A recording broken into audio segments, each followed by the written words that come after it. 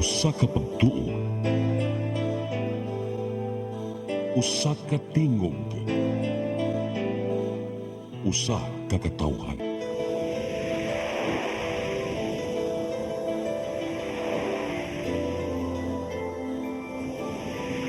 Cebu Catholic Television Network.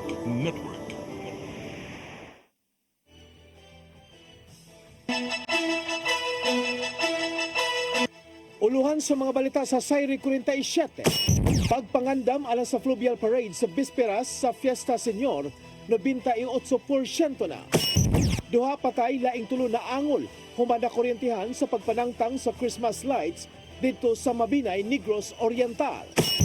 Comelec 7 Miklaro, dili na kandidato pagkamayor sa Mandawi si dismissed Mayor Jonas Cortez. Construction worker nga nakautang og illegal nga drugas gipatay sa barangay Apas kagabi. Sugbo, Kabisayan ug Mindanao, Pilipinas ug katawhan kutos maabot sa tong Sibya sa tibuok kalibutan mayong hapon. Live kita karon sa CCTN Channel 47 ug kini ang tulumanon sa nag-unang kasayuran nga angay natong masayran. Sa nga ni Attorney Danica Caballes, ako si Dennis Tabar ug kini ang Sayri 47.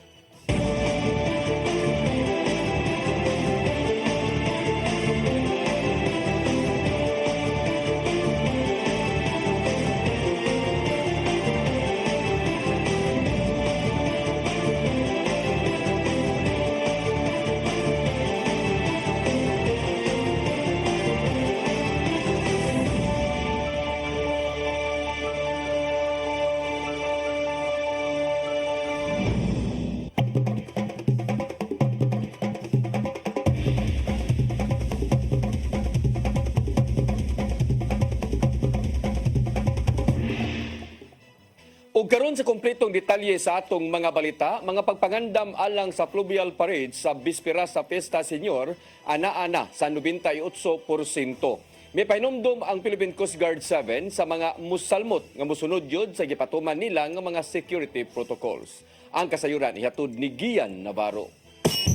Nag-abot karong adlaw ang mga sakop sa Philippine Coast Guard 7, kapulisan, kaparian sa Basilica Minore del Santo Niño ug ubang stakeholders sa saka coordination meeting.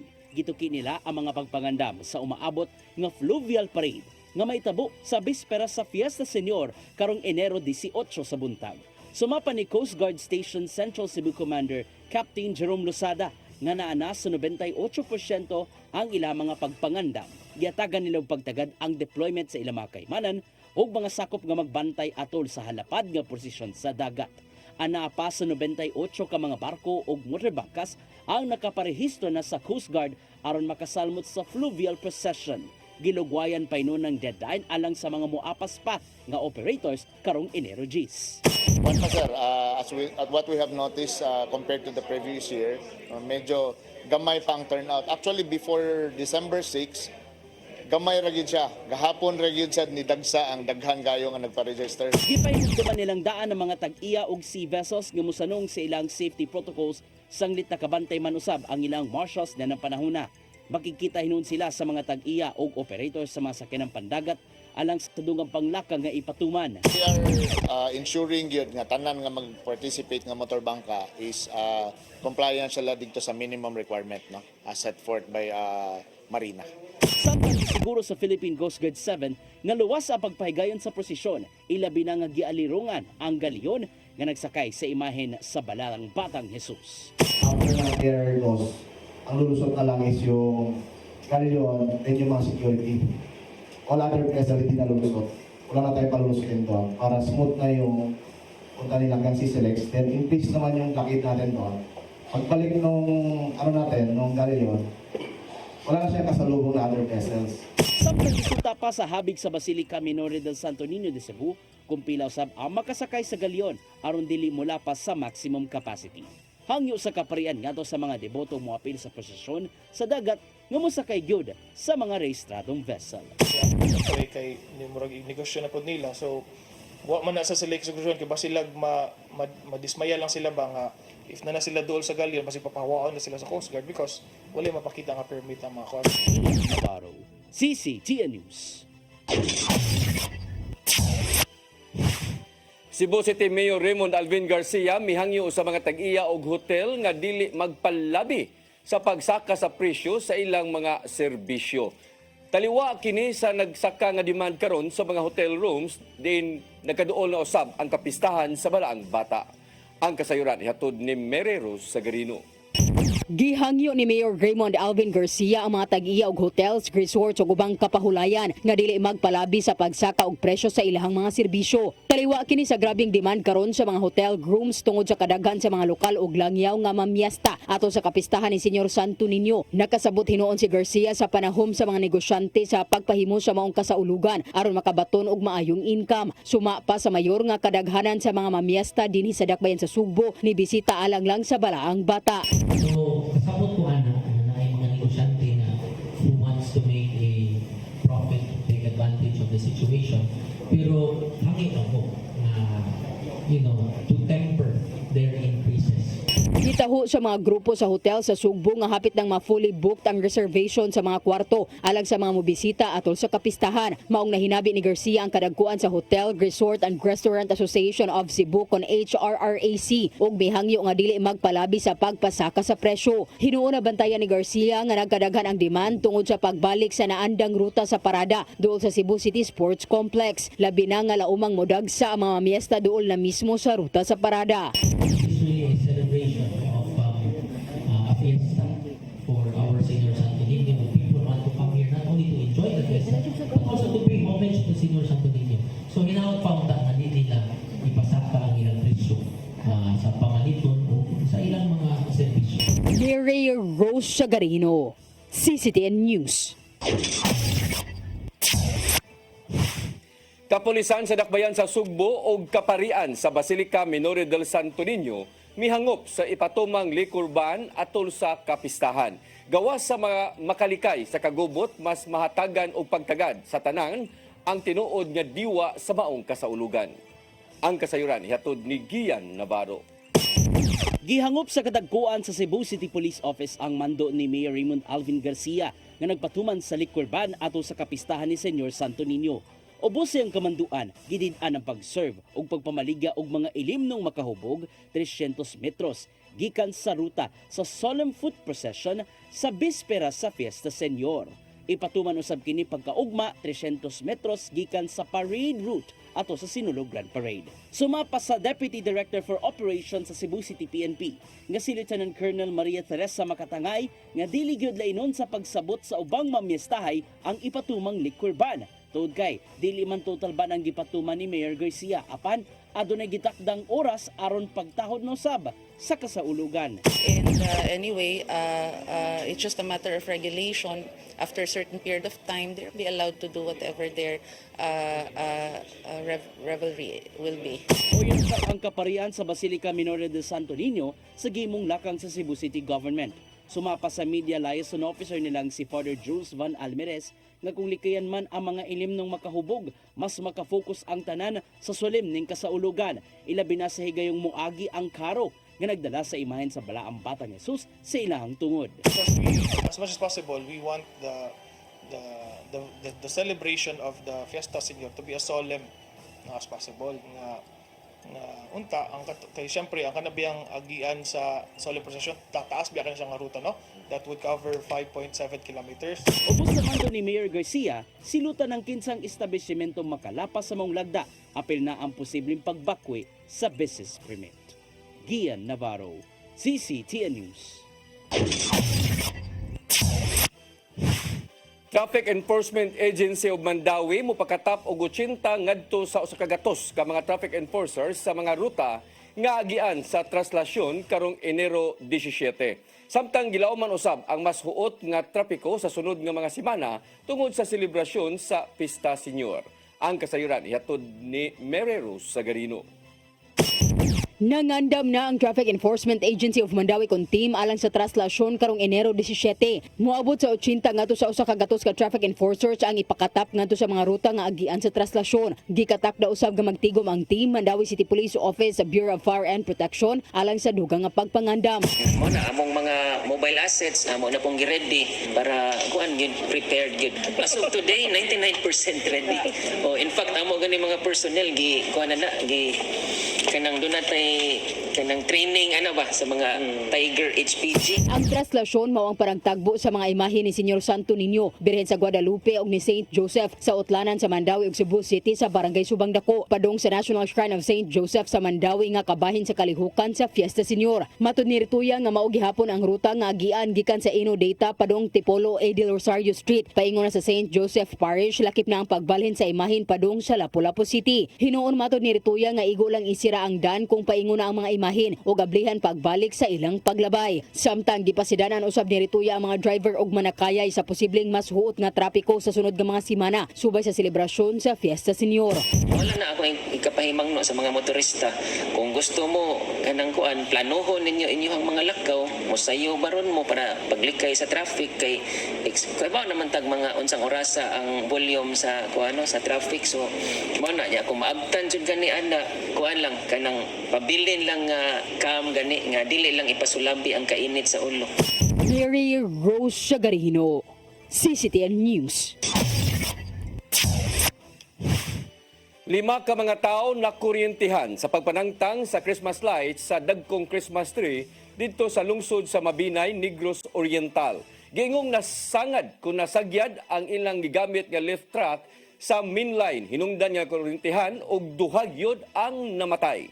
Ang kasayuran ihatod ni Arnold Bustamante. Duha patay samtang turuan nga nangangol human na kuryentihan samtang nanangtang sa mga Christmas lights sa dakong Christmas tree nga gimontar sa barangay poblasyon sa lungsod sa Mabinay, probinsya sa Negros Oriental, alas 5:30 gahapon sa hapon.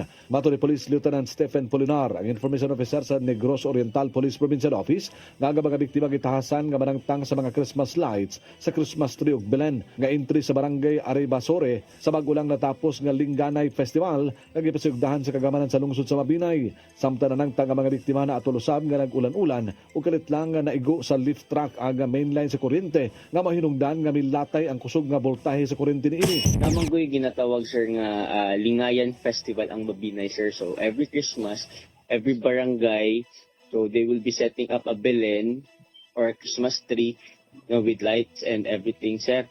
So by this time sir, after the festival, kaning mga tao, they were tasked to dismantle sir, to remove atong ilahang Belen or Christmas decoration sir, para ibalik na dito sa ilang barangay sir, At pero sir, at nga time kay while removing kaning mga wired nga mga Christmas lights, naigo nila ang main line sa kuryente sir, mo tong nahitabo sir nga nakuryentahan sila sir. And due to the fact sir nga gaulan pud sa Mabinay sir, so ang impact sir sa kuryente sir is kusog-kusog pud kay sir. Dali nga gipangdala sa Mabinay Medicare Hospital sa mga rescue team sa Local Disaster Risk Reduction Management Office sa lungsod ang mga biktima nga tungod sa kakusog sa impact sa kuryente. Nakalasgyud ang duha ka mga lalaki nga silang Elne Cadosale Indencio, 41 anyos, konsyal sa barangay Aribasore, Junel Navarro Tenebroso, 31 anyos, nga may lift operator ug kawani sa Local Disaster Risk Reduction Management Office nga taga Sitio Mabaha, barangay Mayapo si Mabinay. Samtang ang mga naangol nga naa sa stable ang kondisyon, gilang nga sila nga Joy R. Norbe, 33 anyos, konsyal sa barangay Aribasore, Rialin Villares, 19 anyos, is chairwoman sa barangay Banban, o Kim Jun Baribad Padasay, 30 anyos, sekretary sa barangay Aribasore. Arnold Bustamante, CCTN. Mga nasakbit nga mga pabuto niadtong naghinangat nga Pasko ug bagong tuig gipang bungkag sa mga sakop sa kapulisan kaganiha sa bayan sa Lapu-Lapu. Mukantidad og kapin sa 62,000 ka pesos ang giguba nga mga pabuto. Ang kasayuran ihatod ni Cristel Joy Filerca. Gipang bungkag o gipang humol sa tubig ang mga pabuto nga nasakmit sa Lapu-Lapu City Police Office o Regional Civil Security Unit kon RCSU 7 sukad ni adtong Disyembre 16 hangtod na sa Disyembre 31 tuig 2024. Ang mga sakop sa LCPO, RCSU 7, Bureau of Fire ug uban pang mga ahensya mo'y nangulo sa gipahigayong simultaneous destruction of confiscated firecrackers kaganihang buntag gawas sa buhatan sa LCPO. Kung diin mobalor sa kapin sa 62,000 pesos ang mga pabuto nga gipangbungkag. Kapin sa 27,000 pesos ni ana mao ang nasakmit sa LCPO, samtang ang kapin 35,000 pesos nasakmit sa RCSU 7. Matod ni Police Colonel Dayan Agustin, ang acting city director sa LCPO nga sagad sa ilang nasakmit mao kadtong gipang-display gawas sa firecracker zone. Gawas nga wala sila sa designated area nag-display na maligya pa usab sila og mga gibawal nga mga pabuto sama na lang sa whistle bomb, watosi, pop-up ug piccolo. Dugang pa ni ana, anausab sila'y nasakmit nga mga pabuto nga binuhat gawas sa nasod nga matod pa ni Colonel Agustin, delikado. Hindi po dapat natin tangkilikin yung mga firecrackers na galing sa labas kasi hindi natin alam kung gaano siya ka-safe na gamitin ng ating mga kababayan. Samtang aduna usab Goodbye Philippines nga pabuto ang naapil sa pagbungkag. Apan padayon pang gisusi kung asa kini nasakmit. Tungod kay matod ni Police Lieutenant Colonel Christian Torres, ang spokesperson sa LCPO, nga dili kini gikan sa dakbayan sa Lapu-Lapu tungod kay wala kini sa ilang inventory. Apan nibutyag usab si Police Major Vernido Villamor Jr., ang Chief sa Firearms and Explosives Section sa RCSU 7 ubos sa Civil Security Group, nga dili kini nagikan kanila tungod kay sagad sa ilang gipangdala nga mga pabuto mga nasakmit nilang mga imported nga gikan sa China. Samtang lakip usab sa gipangsakmit sa kapulisan ang mga pabuto nga nanubra sa timbang tungod kay matod pa ni Police Major Villamor kini mao isagad nga makaangon. Kaysa atong kuan sa ato ang balaodis, dapat dili mo sobra og 0.3 grams. So the rest nga mo sobra is liga na siya. Kay mo man tay maka-cause na og serious injuries. Iauhag usab ni Police Major Villamor ang katawhan nga likayan gyud sa paggamit ang mga gipangbawal nga mga pabuto aron nga malikay sa disgrasya. Ilabi na karong adunay natala sa Sugbo nga nakabsan og kinabuhi tungod ni ining mga illegal nga mga pabuto. Crystal Joy Felerca, CCTN News. Mosunod, Comelec 7 Miklaro, dili na kandidato pagkamayor sa Mandawi si dismissed Mandawi Mayor Jonas Cortez. Kana og daghan pa mga balita sa pagbalik sa Sayri 47.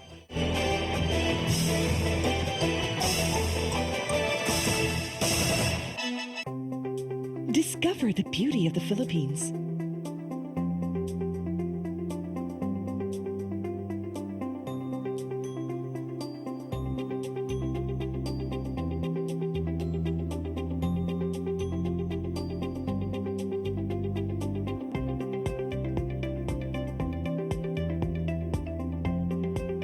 With Philippine Airlines, the country's flag carrier.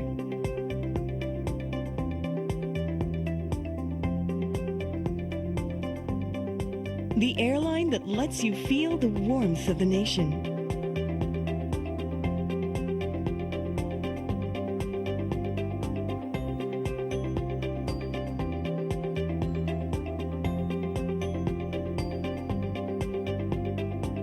Mabuhay!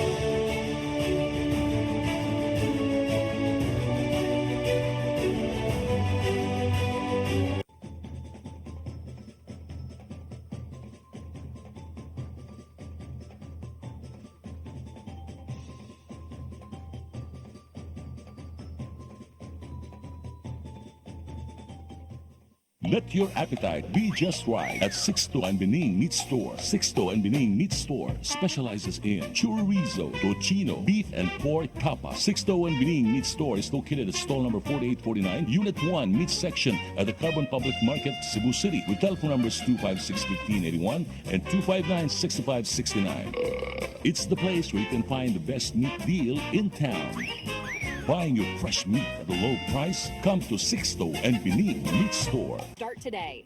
Unlock the secret to a healthier you. You're worth it. Health is wealth. Health Plus. CC Flow and Health Lift Plus. Health is wealth.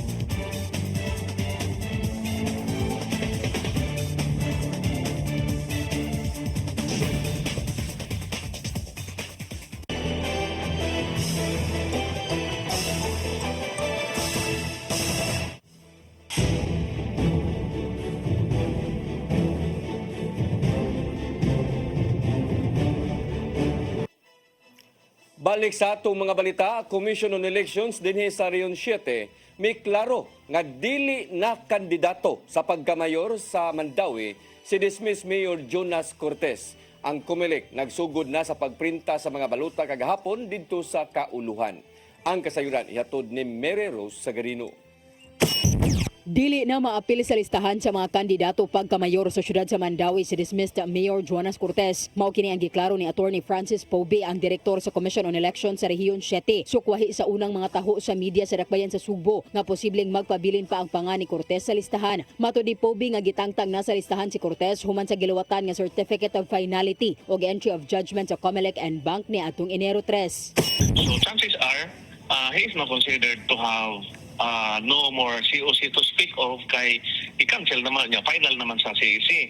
Now as to the issue sa Inbank, as to the issue ko sa iyang remedial measure sa ilang grupo, kung nakapilar ba or nagunsa ba na dira, I cannot speak for it because until now, mao pa man ay prevailing so far nga decision sa Commission on Elections.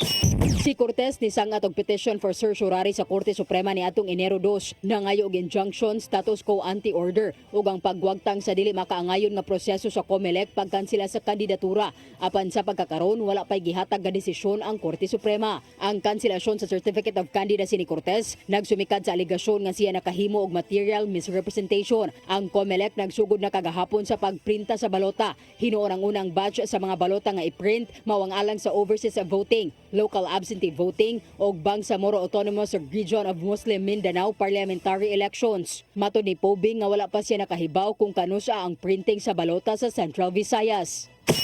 Mary Rose Sagarino, CCTN News. Social Security System midipinsa sa ipatumang pagsaka sa contribution rate sa mga sakop nga hangtod na moabot sa 15%. Kinaron mapalungtad pa ang pundo sa ilang buhatan hangtod sa 28 ka tuig.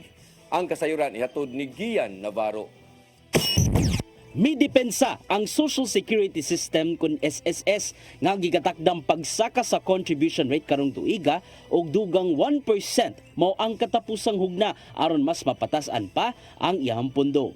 Ubos sa Republic Act 11199 kun Social Security Act of 2018, musaka ang kontribusyon sa SSS ngadto sa 15% gikan sa kaniadtong 14% lang. Isa ka usab ang minimum monthly salary credit ngadto sa 5,000 pesos gikan sa kaniadtong 4,000 pesos ug ang maximum nini mokabat sa 35,000 pesos gikan sa kaniadtong 30,000 pesos. Sumapa ni SSS President and CEO Robert Joseph Declaro nga mapadayon ang paghatag og managlaing benepisyo hangtod sa mosunod pa mga panahon pinagi sa pagsaka sa iyang contribution rate. Pinaagi nini, mulungtad pa ang pondo sa SSS hangtod sa tuig 2053 o 28 ka tuig sukad karon.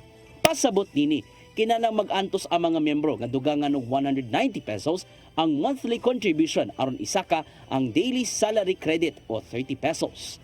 Dugang pa ni deklaro nga laumang madugangan og 51.5 billion pesos ang collection sa SSS karong tuiga. Gituyo hinuon sa SSS among lakang aron magpadayon pa ang paghatag og benepisyo sa mga sakop sama na lang sa calamity loans. Sa calamity loan pa lang nakapagawas na ang SSS og 9.7 billion pesos ngadto sa dulan 5,000 ka mga sakop ka apektado sa managlaing katalagman. Taliwas sa wag tuong panawagan sa mga magbabalaod nga isuspenso na ang pagsaka sa contribution rate, mibaw si deklaro nga mas mayong isubsidize na lang ang maong aumento aron matabangan ilabi na kato mga yanong mamumuo. Gian Navarro, CCTN News.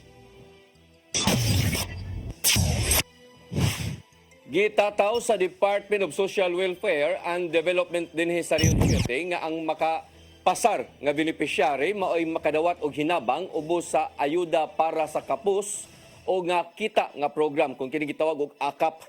Gipasabot ni DSWD7 Director Shalene Marilocero nga ang adunay ubos nga kita gikan sa formal o ga informal economy ang makapahimos niini. Taliwa kini sa isyong giatubang sa ahensya kalabot sa gahin nga pundo nga moabot og 26.7 bilyones ka pesos ubos sa 2025 national budget. Suma pa ni Lucero nga ipaubos sa subsub nga verification process aron masuta kung makadawat ba ang maong hinabang ang kadausan niini. Daana nga mipasalig si Lucero nga dili gyud masagulan og pamulitika ang AKAP distribution ilabi na sa higayon nga maatlan kini sa panahon sa kampanya.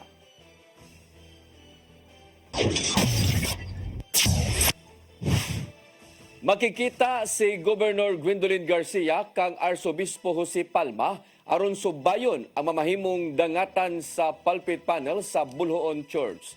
Apil sa ilang nga hisgutan mao ang planong pagpasaka og kaso batok sa kadagkuan sa National Museum of the Philippines tungod sa giingong paglangay pagbalik sa Bulhoon panels. Daan na nga nagpakisayod ang Kapitulyo sa buhatan ni Palma kung pahimuslan pa ba ang special power of attorney aron mapasaka ang tukbang kaso. Apan dili nila kini kinahanglanon human nga masayod nga ang pagpakahilom sa Archdiocese sa pagduso sa mga legal nga lakang batok sa NMP. Gisaway usab ni Garcia si NMP Director General Jeremy Barnes tungod sa giingong wa pagsanong sa ilang hangyo nga ibalik ang pulpit panels ngadto sa tinuod nga tag-iya. Not an practicing Catholic, then that's probably why his pride and his continues to hold on to this. But for most of the country, we are still practicing Catholics. We are Catholics. So we also have to recognize. Gikabalakan sa Malacañang ang presensya sa monster ship sa Chinese Coast Guard nga nasigpatan sud sa exclusive economic zone sa Pilipinas. Sumapa ni Executive Secretary Lucas Bersamin nga usa kini nga matang sa dili mayong tilimadon alang sa soberanya sa nasod. Daana nagikitaho sa Philippine Coast Guard ang presensya sa maong monster ship nga nakahatag og kabalaka alang sa mga mananagat sa ilang lugar. Natultulan ang maong matang sasakyanan sa pangdagat gikan sa China pinaagi sa Dark Vessel Detection Technology gikan sa Canada. Nahimutang ang monster ship sa gilayon nga 54 nautical miles gikan sa Capunis Island sa Zambales.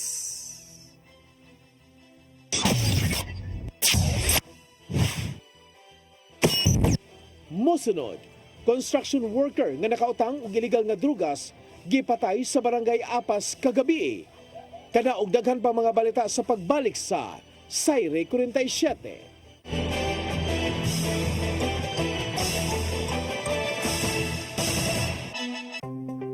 Discover the beauty of the Philippines.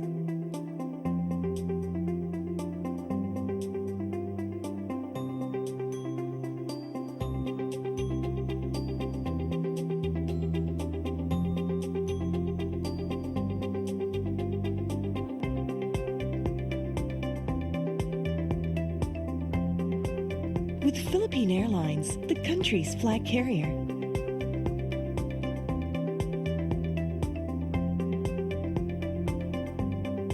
the airline that lets you feel the warmth of the nation.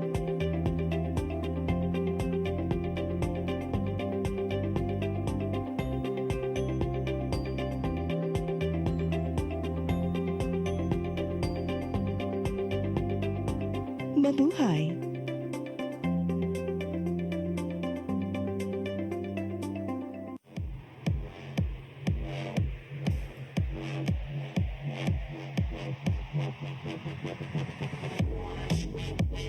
Catering services, call on Lourdes Food Products and Catering Services.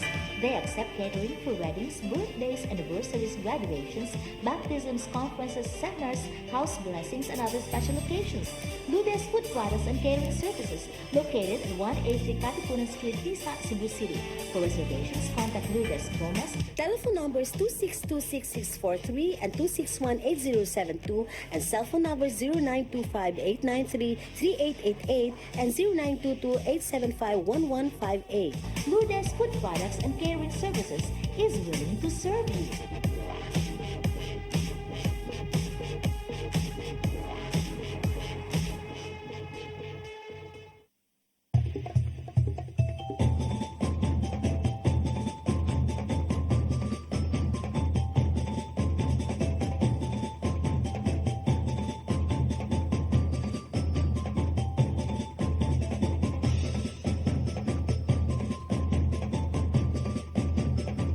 May the dance of the Sinulog Festival encourages us to celebrate life with enthusiasm and grace. Viva Pete Senior! Hala Bira! Pete Senior kang mama kini, Pete Senior kang papa kini. Viva Pete Senior!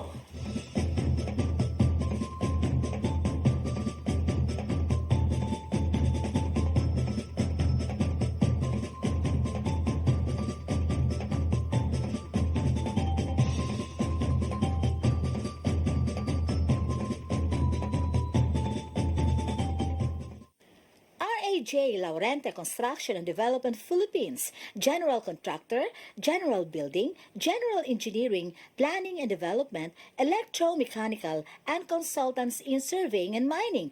RAJ Laurente Construction and Development Philippines is located at MCRA Lawaan Uno, Talisay City, Cebu, Philippines. Owned and managed by Engineer Roger Laurente, Engineer Annie Laurente, Engineer Rodney June C. Laurente, and Engineer Ronel Jan C. Laurente. Your path to a new start. Nutrition, Exercise and elimination. water, Sunlight. temperance, Air. rest and recreation. And most of all, Trust in God. Learn from our doctors. Be blessed by the testimonies of our overcomers.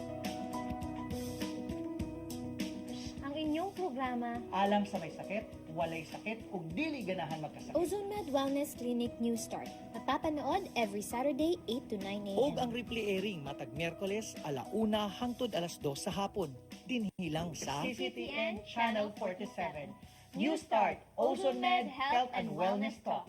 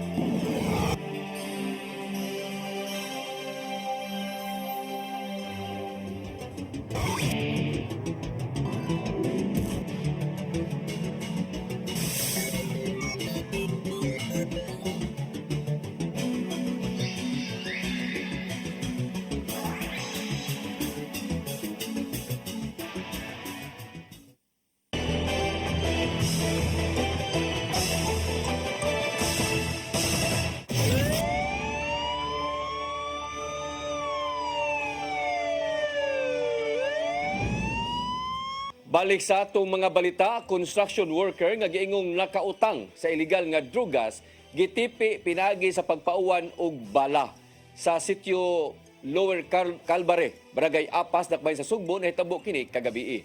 Ang kasayuran ihatod ni Arnold Bustamante. Patay diha dayon ng 22 anyos ka construction worker humani po sila alas 11:30 gabi sa sitio Lower Calvary, Barangay Apas, sa Dakbayan sa Sugbo. Ang biktima gilangan si Rico Kamay Pipito, lumad nga taga Barangay Argawanon, lungsod sa San Remigio, apan kasamtangan nga nagpuyo sa sitio Rotunda, Barangay Barilan sa Dakbayan Sugbo. Sa investigasyon sa Mabolo Police Station nga samtang nagbaktas ang biktima sa mga lugar padung sa balay sa iyang kapuyo, kalit lang nga naabot ang suspitsado nga nailhan lang sa ngan nga Alfie nga taga Upper La Guerta, sitio Tarcom, Barangay Lahog sa sudad sa Sugbo, ug daing posil makadaghang higayon tumong sa luyong bahin sa ulo nini nga resulta siyang kamatayon. Matod sa mga saksi sa dapit nga dunay lain nga kauban si Alfie nga nagsilbing lookout o guman sa pagpamusil dali ni nga misibat para sa dapit. Matod ni Police Major Romeo Caacoy Jr., ang hepe sa Mabolo Police Station, nga mitugan nila sa ilang investigasyon ang live-in partner sa biktima nga nalambikit kini sa illegal nga drugas. Doon na matod pasigig panawag sa iyang kapuyo apan dili niya kini tubagon nga may gisubay karon sa kapulisan sa Mabolo. Kani siya no na base sa institution kalibin involved po niya og ginadiling drugas na o niya karon na mao lagi to na magsig panawag niya di na niya tubagon, so mao na among gisubay karon no kay posible nga adto na ni kuan sa illegal nga drugas niya.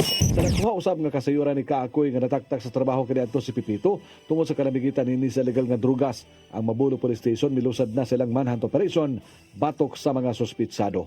Arnold Bustamante, CCT News.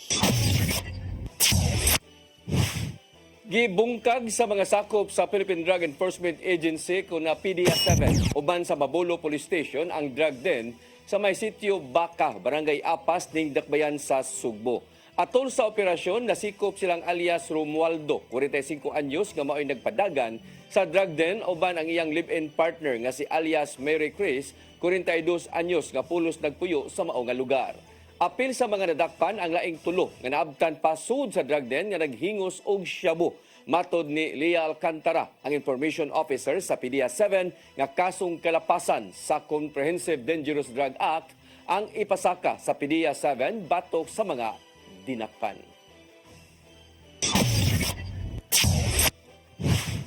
Aduna nay lig-ong ebidensya ang kapulisan sa Dakbayan sa Lapu-Lapu nga magtudlo nga ang kanhi uyab sa babae nga gidunggab patay sud sa Modern PUJ sa Lapu-Lapu mo'y suspect tungod sa mga saksi nga mipatimaw. Dugang paniana, gipaubos na usab sa motu proprio investigation ang mga sakop sa pulis nga nisikop sa kanhi bana nga mo'y unang gitudlo nga suspect. Ang kasayuran ihatod ni Cristel Joy Felerca. Nipatimaw karon ang tulo ka mga bag-ong saksi aron nga motistigo nga ang kanhi uyab sa 42 anyos nga babay nga gidunggab patay sulod sa Modern PUJ ni atong Disyembre 28 sa Barangay Ibo, Dakbayan sa Lapu-Lapu maoy tinuod nga suspect. Matod ni Police Lieutenant Colonel Christian Torres, ang spokesperson sa Lapu-Lapu City Police Office, nga giauhag ni Mayor Junior Dahongchan ang mga saksi kinsa mga pasahero sa Modern PUJ ni atong higayuna aron nga motabang sa investigasyon. Gibutyag usab niya nga gawa sa pamahayag sa driver nga ang kanhi karelasyon sa biktima mao'y tinuod nga suspect, ang tulo ka mga saksi mao'y adunay ligod nga ebidensya tungod kay usa kanila ang nakakuha og video. Statement which in fact napagali nakakuha og naka-video sa iyang cellphone, mo to'y nakalig-on sa atuang ebidensya. Kaya while ongoing ang incident, naikaning isa ka pasahero, naka-video siya sa suspect.